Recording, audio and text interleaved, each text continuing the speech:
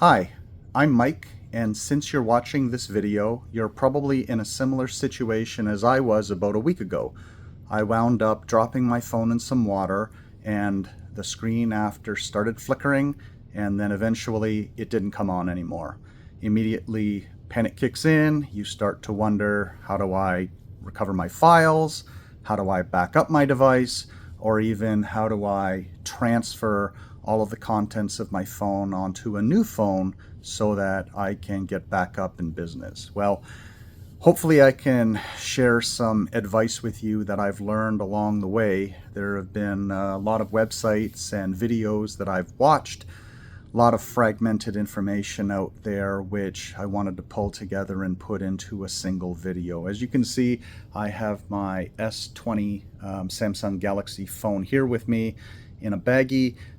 It's still really flaky, and if I had to do this today, I probably wouldn't be as successful as when I wound up doing the transfer a couple of days ago. So time is kind of the essence when you do these things. The moisture, once it gets inside, if it's not taken care of, can really wreak havoc on your phone. So my advice would be just try and follow some of these steps as quickly as possible, and hopefully at least you'll be able to recover things. Now, I went to I called a repair store. They said it was going to be about $450 to replace the screen. They'd also put in a new battery. Well, I was eligible for a new phone, so it just made sense with the age of the phone to get a new one. But again, it comes down to being able to access your files. So before I get into anything, as you can see, it is in the bag here. I have a whole bunch of silica gel packs with me, and there's one right here. These are the guys that you usually get inside of a package when you buy something new, and oftentimes people will take these and just throw them away. Well, they actually do come in quite handy for situations like this. Ironically, as you can see, I have a whole bunch of these things. They didn't do me any good because when my phone had died, I was out traveling, I didn't have them with me. We wound up having some uncooked rice that was left over from a meal that we had, so I tried putting them into that for a couple of days, and I kept on checking in on it periodically. The lens was what I looked at because there was a whole bunch of moisture that had built up behind it. To be honest, it didn't do very much good. Even after a couple of days, it was about the same amount of moisture that was in there when the incident first had happened. So when I came home, I immediately grabbed the bag of silica that I had and put it in with the desiccant packs. After about an evening, I went to bed, got up the next morning, and I noticed, wow, this really did make a difference. So I can say from my experience, silica gel and desiccant packs work wonders compared to just putting it into rice. So if anybody's telling you rice is what you should do, I can say that from my experience, this was kind of a complete waste of time. So keep these handy. In fact, save them, put them into a bag like this. You never know when you're going to need them. Even put them into your travel bag or, work bag, whatever the case may be, because you never know when it's going to happen. Odds are, like my case, it's going to happen when you're away from home. So just having them in your bag, as silly as it sounds and as unlikely as you'd think, oh, I'm going to throw that into my bag, it really is something that I think everybody should have available to them. And I've also done this myself, so that hopefully I never have to experience this next time. But if I do, at least I'll have a shot of being able to recover it. But if I was at home, I would have very quickly thrown it into it. In fact, I would have probably put it into a bowl and turned on my dehumidifier so that would continue to suck out air from the environment, and I would likely have a different outcome than I do right now. But nonetheless, I learned a lot along the way. You'll hopefully be able to learn a lot along the way too with what I'm going to share with you, and that's kind of the blessing in disguise here. So enough of the preliminaries. What I did is pull together a quick block diagram to show you kind of the hardware setup that I pulled together. And it's actually quite simple, but there's a lot of connections on here. This is the phone that I have, dead screen. It's connected up through USB-C into a multimedia hub. You can get any one of those off of Amazon for $10, $15, maybe $20. If anyone's interested, I can share the link to the one that I have. I've had mine for a while, and I bought it off Amazon.ca, so the one I just checked before starting this video, it's no longer available, but anyone that has the same connection points will probably do for you. Okay, so the multimedia hub through HDMI connects up onto a TV or a monitor. It really doesn't make a difference. It's whatever you have available. I'm using my TV in my basement. And then what you'll need is 1 or 2 USB-A hubs, just a standard USB hub so that you can hook up a keyboard and a mouse. In my case, I'll show you that I've actually got a keyboard and mouse combination. So I only need the one port, but I've drawn it off here in dots off on the side because it does go in through the USB-A port, but it's a 2.4 gigahertz wireless keyboard. And the reason that I'm using that is because it does have the little dongle that is uniquely paired with this keyboard. So there's no setup or pairing or provisioning that's needed for this. Initially I thought, well, I could get a Bluetooth mouse or a Bluetooth keyboard, but the problem with that is if your phone display is not working, you're going to have a heck of a time trying to navigate it and just try and, you know, move around and find the exact settings that you're going to need. So that's going to be, you know, really a difficult thing. I mean, unless you're, you know, get lucky at that. And that also assumes that you can get the screen display working and your touchscreen is working. So mine was working at times, but it was quite finicky. So I figured the most foolproof way was to go the keyboard route. So the other thing that I should mention is if you want to use the advice that I have, we have to consider the password types. So I have a numeric password on my phone. This works, but if you happen to have the pattern lock where you basically draw out the pattern on your phone, that's going to be very tricky because you're not going to be able to, like if you use the mouse, you're going to be able to draw around with the little mouse cursor, but putting it onto those exact points where those 9 dots are on the home screen, that's going to be very hard for you to do. So what I did, because I feel really bad about putting this video together and bringing you along saying, hey, this is going to work, and you start asking those questions. Well, what I did find is that even though the way I did it probably is going to be challenging for you, you can try to go to SmartThings Find website, which is owned by Samsung. You basically go there, and you can also Google Samsung Find My Mobile. Now, as the name suggests, you can find your phone if you happen to have it lost, stolen, or misplaced. But when you go there, you can also apparently try to unlock your phone remotely through the web. Now, that of course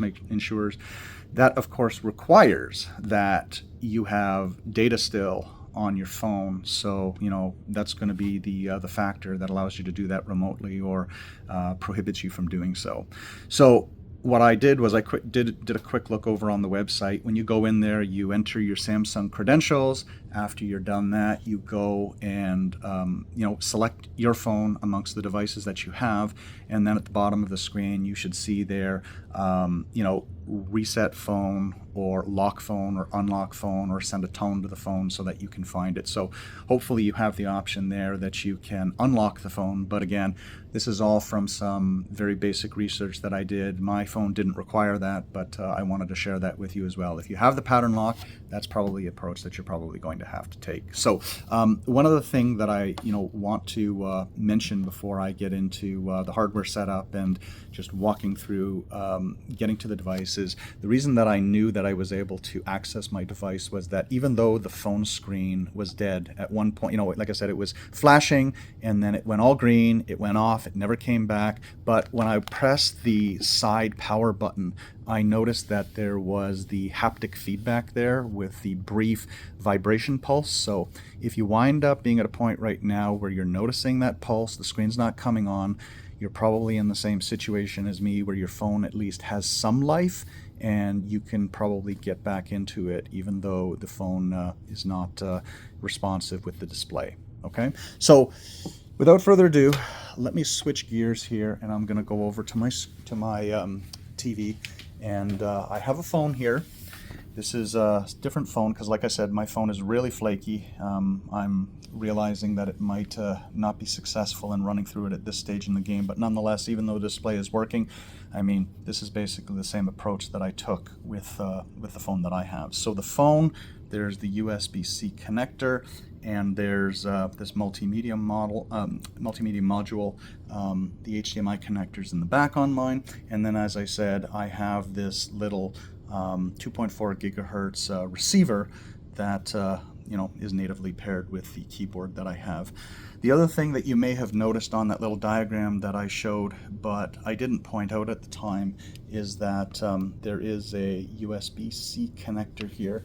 And if I go back really quick and grab it, you'll see that off in the bottom right here, the USB-C power, this guy right here, that basically is the connection onto the Samsung adapter or a charger port, so that if you get into your phone, then you probably want to power it so that once you start doing a transfer, your phone is not going to die on you, because the last thing you want is to get partway through and have things screw up there, because then you're just wasting a whole bunch of time. So I would highly recommend plugging in your power supply into that connector. So if you have a multimedia module, that's another one you want. So again, HDMI, 1 or 2 USB ports, and then the USB-C, and then you plug this into your phone.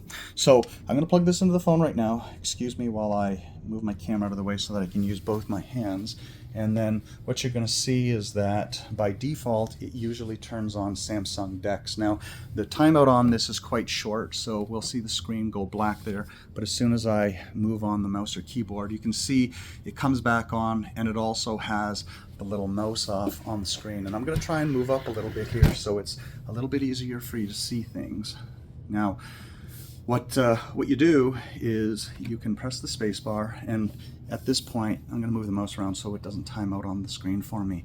But this is basically giving you the pin code entry point, and you can use the mouse to enter it. This is a setup of a password that I've done just for this video, so I really don't care if anyone sees my password. It's if anybody's watched Spaceballs, it's the same combination as the luggage. It's 1, 2, 3, 4, 5. So you can either enter it in 1, 2, 3, 4, 5. And on this phone, I haven't set up to automatically press OK, so I have to do that manually. And there you go, you can get in. So I did that all with the touchpad on here. You could just type 1, 2, 3, 4, 5 and press enter. And now that you're in, now you can see DeX. Now DeX is kind of a screen-based setup, so that you get kind of a makeshift desktop for doing various work. You'll notice that once we get in, this is great, we have access to our phone, but it's not going to be too useful to us, because I had found Smart Switch, which is the app you probably want. I put the thumbnail right up here, but as you turn it on, you're going to see that in the center of the screen it just says, can't use Smart Switch in Samsung DeX. Well, great, why did you put that as an option inside of this? How do we get useful in doing something? Well, what you need to do is on the bottom left hand side of the screen here, I'll move closer, there's 3 dots right over there where the mouse cursor is. If you click on that, it's going to bring a pop-up menu, and then you're going to be able to see down there that it says exit DeX. Okay? And then when you exit DeX, guess what happens? Now you come in and you have a screen share of your device. And as you can see, because this screen is working, it's actually mirroring what's going on there. So if you get to this point and your touchpad is working, you might be successful in being able to navigate around just like that. But if you're not, I'll continue with a couple of more suggestions, because I wound up getting hung up in a couple of places at this point. Particularly if your device runs out of juice and the battery dies, or you have to force a reboot on your device. Again, how you do that is you hold down the power button simultaneously with the volume down, and then it'll restart the device. Well, if you do that, what's going to happen is exactly the same as if I shut off the display and I turn it back on. Okay. Now at this point, you're going to see that it has a little lock in the time. Well, what do you do at this point? Because you start pressing keys and it really doesn't do anything for you. Okay. So what I had found is, excuse me, you press spacebar a couple of times and then enter your password. So 1, 2, 3, 4, 5. And again, because this one doesn't have the automatic enter or OK, I have to press enter, and there we go. We're back into business here. All right. So it's going to depend on how you have your password set up. If the password is set up so that it has the OK button automatically done for you, you don't have to worry about that. Just enter your password and then you're off to the races. All right. But keep in mind that you'll have to press enter if you don't have that set up. The reason I'm emphasizing this so much is that you have no visual feedback when you get onto that screen. I was spending so much time trying to figure that out. I want to reinforce the fact that if this doesn't work, just be patient with it. You may have to try a couple of times. Press the spacebar again, enter your password, press enter. You may have to play around with that a little bit because it will be specific to the settings that you have on your phone. Okay? Now, we're into the phone. So a couple of things that I want to point out is that, number one, if you want to start just transferring, all you need to do is go to Smart Switch. And I've put a little tile here so that we can quickly go into that. And as you can see, you can start sending and receiving data. Well, you want to start sending your data if you've got your new phone and you're ready to start doing that. And just like if you're setting things up and pressing buttons on your phone, you can press the little square at the bottom here and away you go. Now the other thing that you might want to do, just like if you have your phone on, you take your mouse and you hold down the button and you swipe down. And then what you're going to see is the selection menu here. And a couple of things. Number one, if you find that you want to repeatedly go back to your phone, you're probably going to want to turn DeX off. So what you're going to do is you're going to find in the options here where DeX is. And in my case, it's this tile right up over here. Okay? And that's going to be dependent on the layout that you have and how your phone was configured. You're going to want to hold that down. And then it's going to bring up this screen. And most of the settings here, you don't really care about, okay? But up in the upper right-hand corner, there are those 3 vertical dots. You're going to want to click on that, and you're going to go into Samsung DeX, and there you go. You see auto start when HDMI cable is connected. You're going to want to turn that off, because now when you come back in, it's going to go natively into screen sharing mode. Okay, so that'll probably help you and save you some time. The other thing that you're going to want to consider is going in and going to your settings so that you can force a backup right now. Okay, now as I do this, what I'm going to do is go to search and then search for backup. Okay. And then when I go to search for backup, you're going to want to go to account backups. And then from here, you're going to want to back up your data from Samsung Cloud and also back up to your Google Drive. Okay. So I'm just going to look at Samsung Cloud for a minute here. And then see, I can't do that because I have the Wi-Fi connection off. But what you'll do is you'll just go in there, you'll see all your settings, just turn everything on and say backup now. When you go down to Google Drive, the exact same thing. So once you've done this, even if your device completely dies, you'll at least have a mechanism to be able to recover the device at this point. All right. So a few other things that I do want to point out because they didn't seem so obvious to me when I was running through this is number one, shut your alarms off. The alarm wound up coming on for me. I wasn't able to see the screen, so I was just randomly tapping all around the screen and eventually realized that one of my side buttons would shut it off. Just shut it off, save yourself some headache, because if you can't get access to the screen or the USB-C port, it's going to be a bit of a problem for you later, all right? And then the other thing too is that I had a separate phone. It wasn't my phone, so I didn't want to drop my SIM card inside of it. The other thing you may want to consider is turning on a mobile hotspot, because if your SIM card is working, you still have data on it, then effectively you can use it to be a Wi-Fi broadcaster to another device, and then that way you might still be up in business. So if you're going out and using your GPS or anything else that you at least rely upon data, even though it's not your phone and it might be just a loaner, then you can at least do something with it while you're still trying to figure out how to get things going with this. All right. So before I turn off the video. I just want to double check some of my notes here real quick. Yeah, I think that's really it. You know, I hope that this information is helpful to you, and you know, give it a thumbs up if you did. And if you have any questions, don't hesitate to reach out in the comments, and hopefully this was of some use to you. Hopefully you're able to recover your phone, but again, at least this way it'll allow you an opportunity to back things up and start the transfer over onto new ones. So I wish you all the best, good luck, and thanks for watching my video. Take care. Bye now.